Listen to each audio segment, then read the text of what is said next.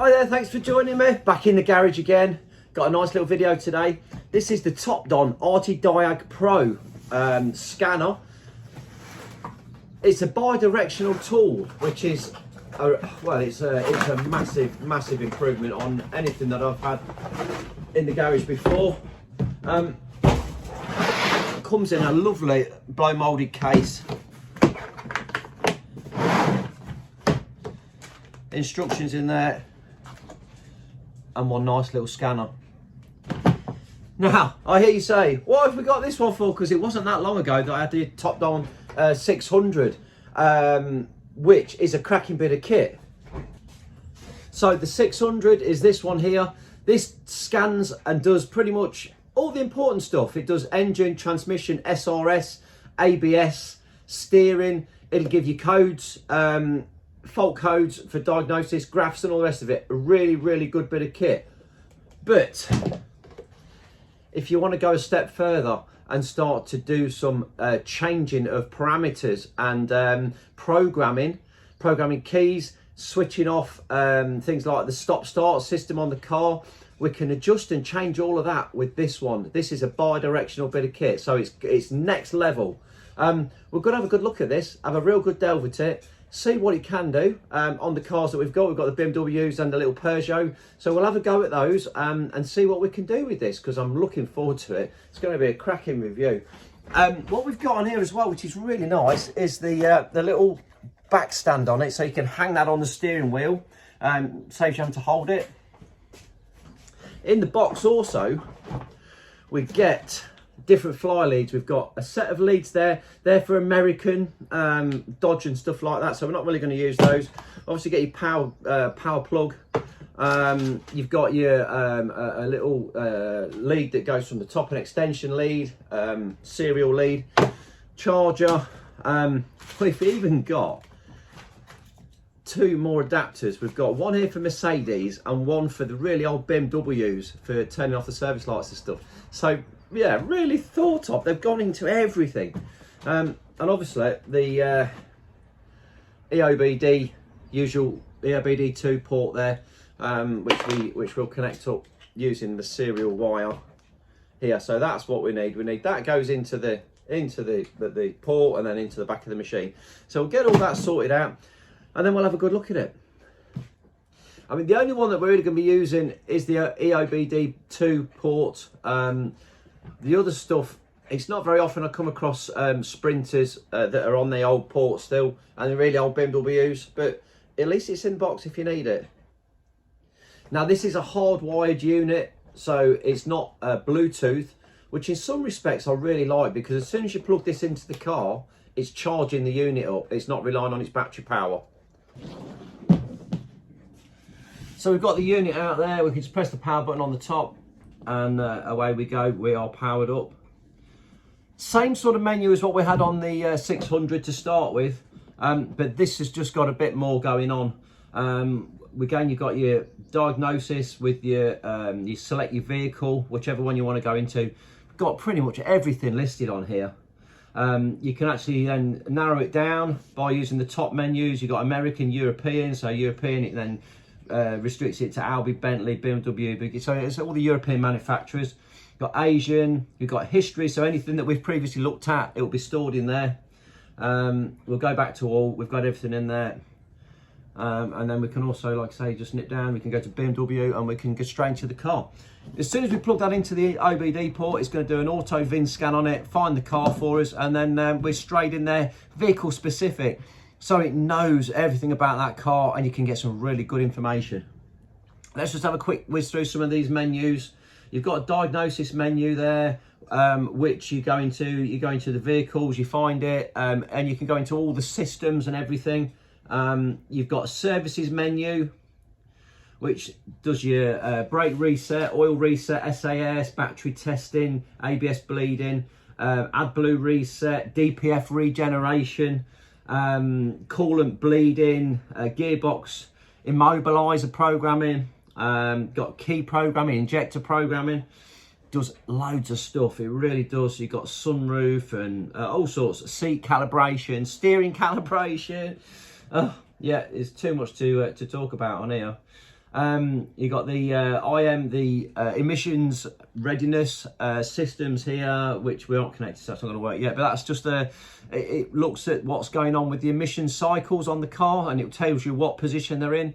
So like the evap system, it'll only work that if the fuel tank is usually about between 1/2 and 3/4 full, then it will flick the evap in. So it's just telling you whereabouts in the process it is on those. So again, it's more of an American thing, the IM. Battery voltage testing, which is normal. EOBD2, data and settings, so you can alter your settings in your whether you want in kilometers, miles, or whatever. Just one thing to mention with the 600, this one, a cracking bit of kit, 3 updates for life. So for £200, which it is, it's a really good bit of kit. If you're not programming stuff, and if you're first level, then that's perfect. It's a really good bit of kit. 3 updates. Whereas the Pro, you do have to pay for the updates. You get 2 years for free, but then you have to pay on a yearly subscription to update those, which can be quite expensive. But if you're using it, if you're a workshop or a mobile mechanic or a good DIYer who's getting involved with a lot of stuff, then yeah, it's worth it. But you don't lose what you've got in there. So your first 2 years are free. You'll always have that. It's just new updates. If you're going for newer vehicles, then you'll need to keep updating. If you're doing the same old cars, then you won't need to. Let's go and plug this in, because we can't really do a great deal on the bench, and see what it says in the car. So this is the BMW 3 Series, E91, 2010 model year.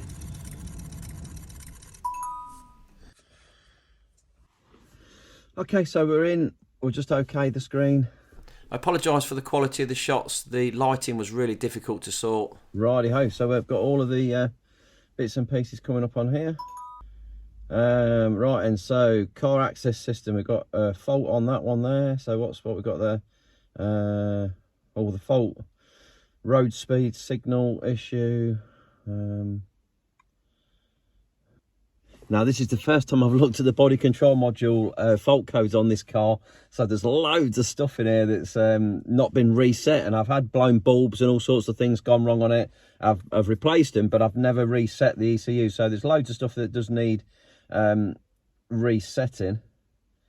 So yeah, there's all sorts in here. There's loads of information. Like I say, adaptive brake light left, marker light, dip beam, side lights and stuff, instrument cluster, injectors. We've got zero adaptation,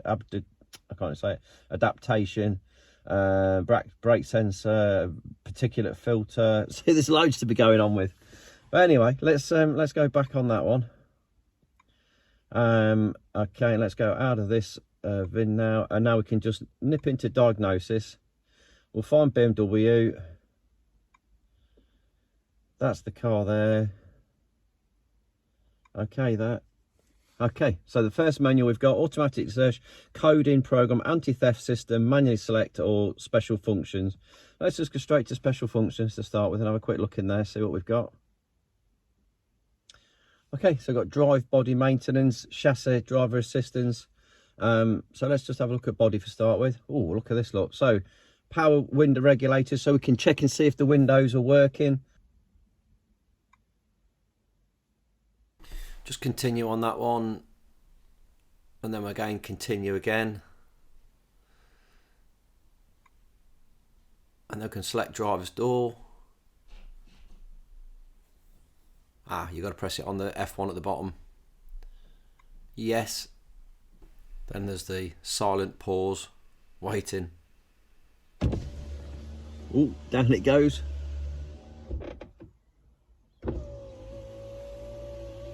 And back up again. And we can do all of those, selecting the regulators and getting the window up and down. If we go to the function, we should be able to request a DPF regeneration. Adjustment of the idle speed. Read and delete swell flap adaptation. Brake servo leakage test. electronic immobiliser, EWS, reset starter lock. Now that's quite an important one.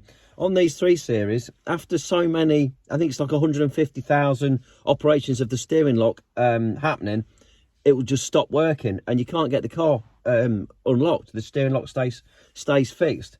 If we reset it, then it will take it back to 0. So if we just go to system scan again, and then we'll have another look at the menu, see what else there is in there. Electronic fuel pump. So if you've misfueled the car, you could go into the electronic pump, run the pump with the pipe disconnected and empty the tank out without any problems. Start the car up now. ECM.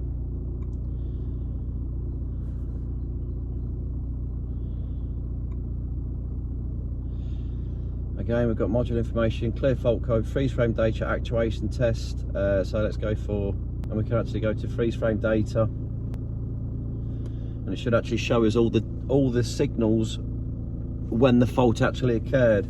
So we can see on here the coolant temperature was 83 degrees, driving speed 81 kilometers per hour, battery voltage, fuel temperature, fuel injection rate nominal, engine status 60, valve pressure is 298 bar. So that's all the data that was happening on the car at the time that the fault occurred. So we've got 2 and 3 that are giving us a little bit of grief there. Read data stream, fuel system, operational values, charging, exhaust emissions. So let's have a quick look at operational values. So now we can go into these different, we've got air mass,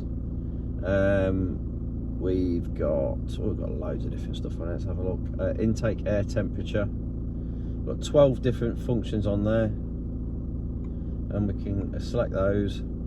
It will tell us what they are, and we can also then drop them into a graph.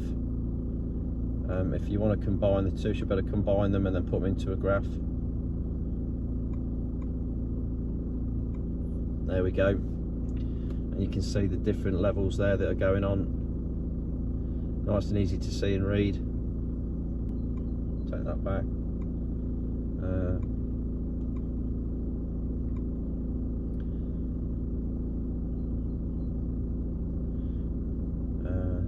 There's all sorts of coolant temperature, engine speed and everything else. So let's have a quick look at the coolant temperature, see what that is. 27 degrees at the minute, the car's still cold. Engine, automatic engine start-stop system. There we go. Let's have a quick look at this.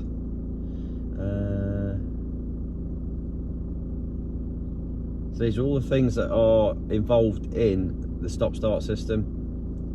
Right, let's just go back out of this. We're going to services. And in here we should have somewhere. Obviously, the more I go through these menus, there will be follow-up videos when I go into depth for a lot of these processes. Let's see what this says.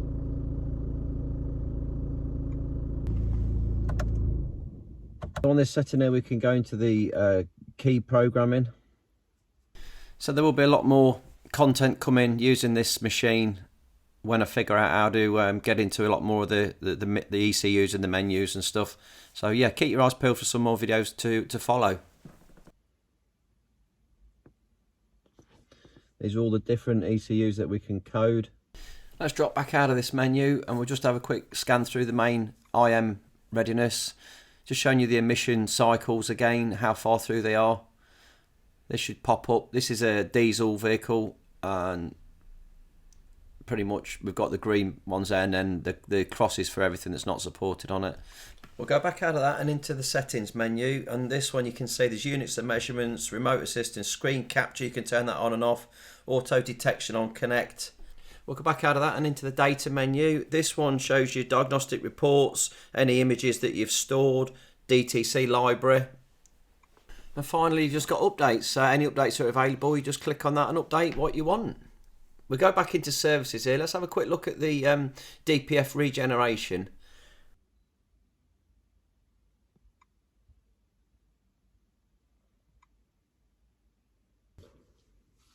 So on this setting, it's got a request regeneration or replacing the DPF to reset it. So it's got a new one on it. Just have a quick look at that and just see what it says. So we can either request a regeneration or read out the status of it. So let's have a quick look and see the status. Okay, so it regenerated 5 days ago. So we won't force it into another regeneration. We'll just return and end the session. So DPF is working sweet as a nut. Alright, so we're in the bug, we'll get the ignition on and let's see what we can get on this one. So diagnosis, services and all that nonsense. Well, this is quite an old car, so we can do a few bits and pieces. Let's have a little look and see what we can find. So it's a Peugeot. So if we go European, should narrow it down a bit more to Peugeot. Okay. Manually select cars. Peugeot 107.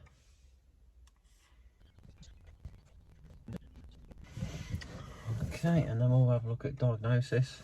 Let's have a health report first. It quickly whizzes through that. Everything comes up A-OK, no faults in there at all.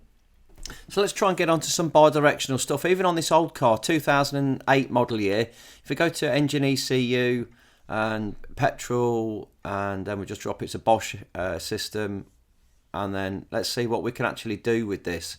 So actuation tests, and let's see if it can find something for us to adjust. So we've got 3 actuators on this car we can test: purge canister, solenoid valve, fuel pump relay and the fan, which is nice. So if you've ever put the wrong fuel in the car, we can get the fuel pump running. There it goes, which is great. Disconnect the fuel pipe from the front, put a pipe on, straight into a tank and drain the whole tank down. Great for getting rid of the missed fuel. And again, purge solenoid valve. And that's the little valve, purge valve there at the back. Which is great if you've got any evap problems, any tank problems, hesitation, jerking and all that kind of thing. The evap valve there is a cause of some issues, or it can be, but that's a great way of testing it. And then obviously the fan, we can get the fan coming on. There it goes. And we can switch it off by that as well. So again, you're testing the fan, you're testing the relay, the power, the fuse, everything, all just by clicking that. If you've got an overheating issue and you're not sure about the fan, you haven't got to wait for the car to warm up before you can actually test the fan circuit. So again, another great feature. And what does it give us with the engine running? Again, we can do variable valve timing test. We can cut off the air conditioning, we can do the fan, and the idling regeneration solenoid. Engine's fitted with a mechanical throttle housing. So let's fire it up. Get the engine running, we'll do the variable timing solenoid test. There you go, it's all straight away. So listen to whether the engine stops or whether the idle speed is incorrect, because it's chucking the timing out, which it is. It's made it go a bit weird. So we can stop that. We'll do it again. When I press it, listen to the engine. Yeah, so that's working. Purge canister solenoid valve, again you can do it with the engine running, but this will probably make it cut out. It's a possibility. Can we hear an engine speed variation when we press it? No, not at the minute, but then we've just done it, so possibly that's why. And obviously the fan, and there you go, just changing idle speed there. Some nice little features there, and that's the bi-directional side of things that you can't usually get on a fixed tester. This is able to actually talk to the car and make it work and make it do things.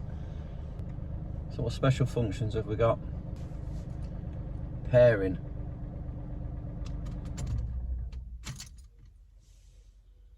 Pairing what? This operation to replacement with the mobiliser. Oh, okay. So that we can actually program in the control the immobiliser control module, we can put a new one in and pair it to the car. So we can do all of that with this system as well, which is really, really good.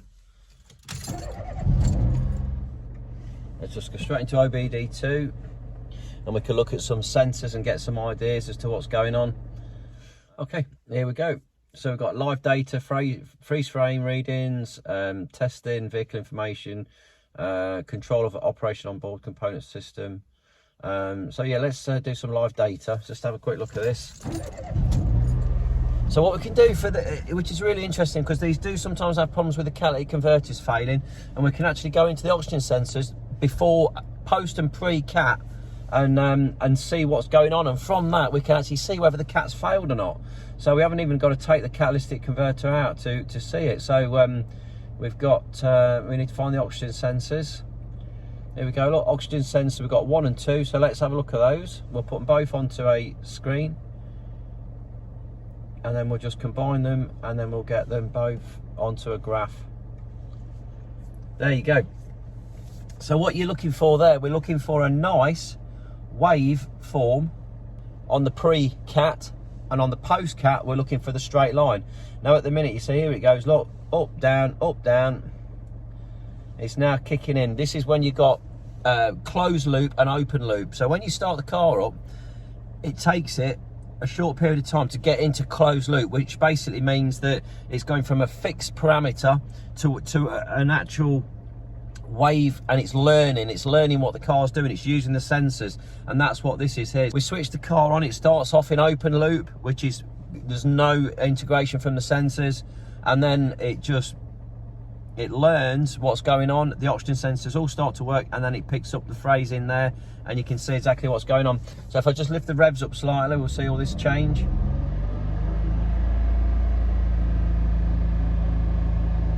And this is, the car is still cold, so the catalytic converter is still quite cold on this. So we will get a difference in voltage on the second sensor as well.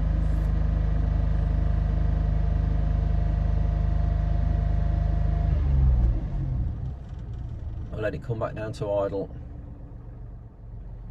And looking at that data there, I know that the oxygen sensors are working, I know the catalytic converter is working. Happy days. And you can also see on this screen here, the values there are in blue. As long as they're in blue, you know they're in tolerance.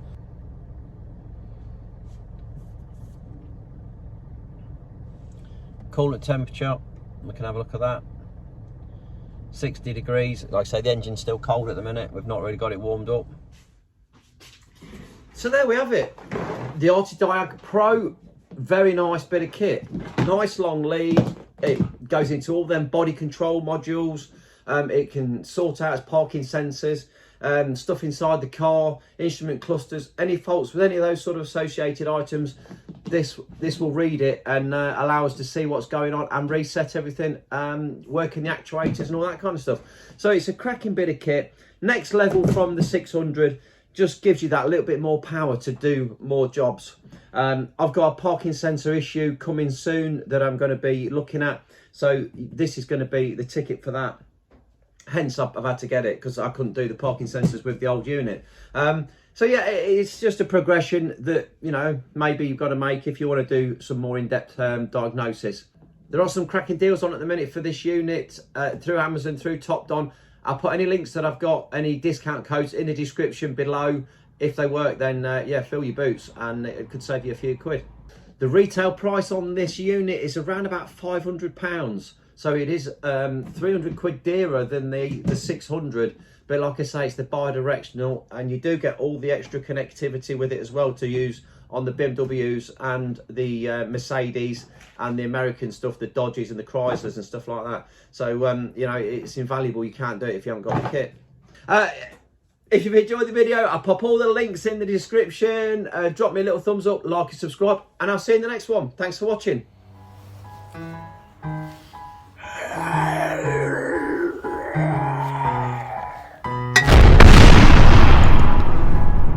Wake up, today's gonna be a good day. Wake up, today's gonna be a good day. Wake up, today's gonna be a good day. Wake up, today's gonna be a good day. Wake up, today's gonna be a good day. Wake up, today's gonna be a good day.